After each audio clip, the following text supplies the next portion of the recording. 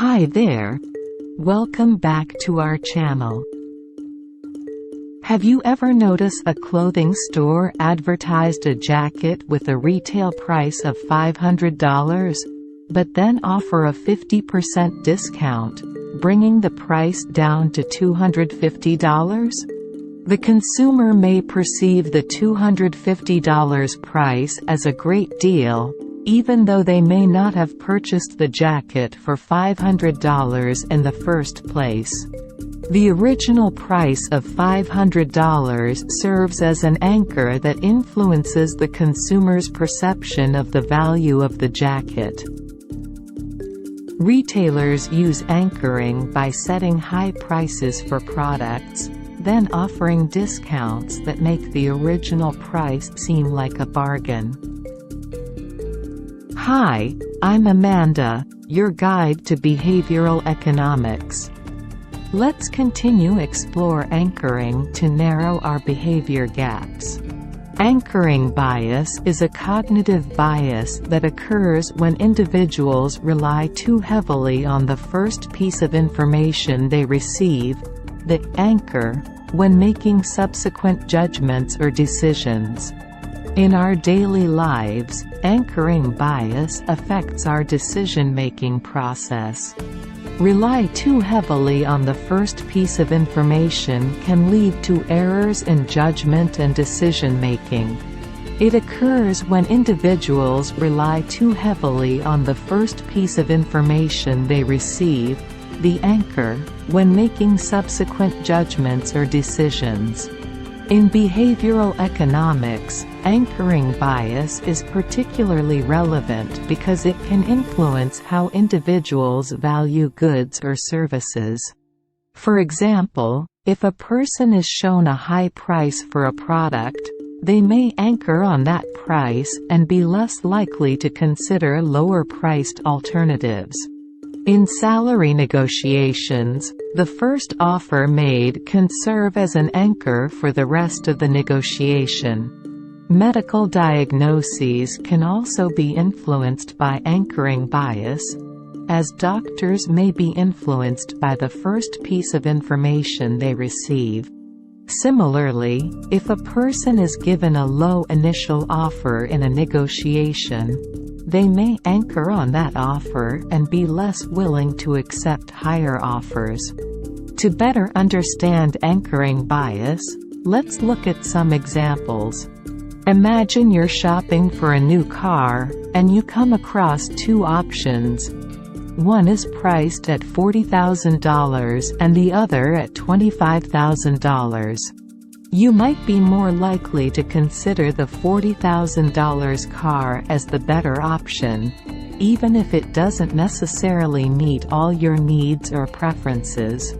This is because the initial price you saw, the anchor, sets a standard for what you expect the car to be worth. Similarly, let's say you're negotiating a salary for a new job and the employer offers you $50,000. You might anchor on that number and be less willing to accept a lower offer, even if it's still a reasonable salary. On the other hand, if the employer initially offers $70,000, you might anchor on that number and be more likely to accept a slightly lower offer. Job candidates can overcome the anchoring bias in salary negotiations by being aware of the tactic and taking steps to counteract it. Candidates can also try to set their own anchor by making the first offer, which can help to shift the negotiation in their favor. One common mistake to avoid during salary negotiations is revealing the candidate's current salary, as this can anchor the negotiation to a lower salary range. Anchoring bias can be used in marketing to influence consumer behavior. For example, setting a high initial price for a product can serve as an anchor, making subsequent prices seem like a better deal. Another example is using the suggested retail price as an external anchor to make a sale price seem like a better deal. Additionally, using testimonials or endorsements from well-known individuals can serve as an internal anchor, making consumers more likely to trust and purchase the product. Anchoring bias can also occur in medical diagnosis. Doctors may be influenced by the first piece of information they receive, which can lead to a misdiagnosis or delayed diagnosis. For example, if a patient presents with a cough and the doctor's first thought is that it is a common cold, they may be anchored to that initial diagnosis and overlook other potential causes, such as pneumonia. So, how does anchoring bias work? When we are given an anchor, our brain uses it as a point of reference to make subsequent judgments or decisions. Rather than starting from scratch, we tend to adjust our perception based on that anchor. This can lead to biases in our decision-making process, causing us to overlook better options. The effects of anchoring bias can be significant. In financial decision-making, it can lead to poor investment choices or overspending. In negotiations, it can result in missed opportunities or unfair agreements. And it can lead to inaccurate risk assessments when estimating probabilities. Fortunately, there are strategies we can use to overcome anchoring bias. One method is to look for alternative information or actively challenge the initial anchor.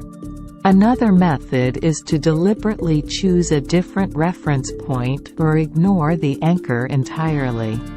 By doing this, we can avoid being influenced by the anchor and make more rational decisions.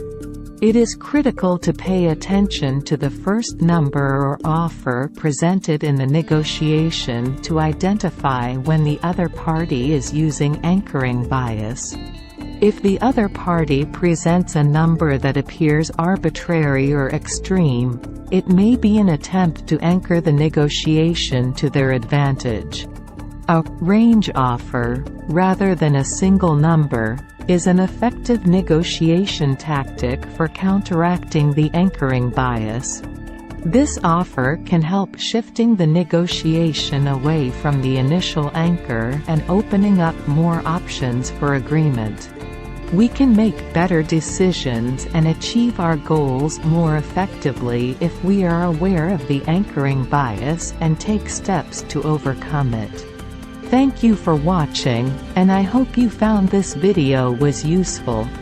In the next episode, we'll look at confirmation bias. So stay tuned and push your notification button.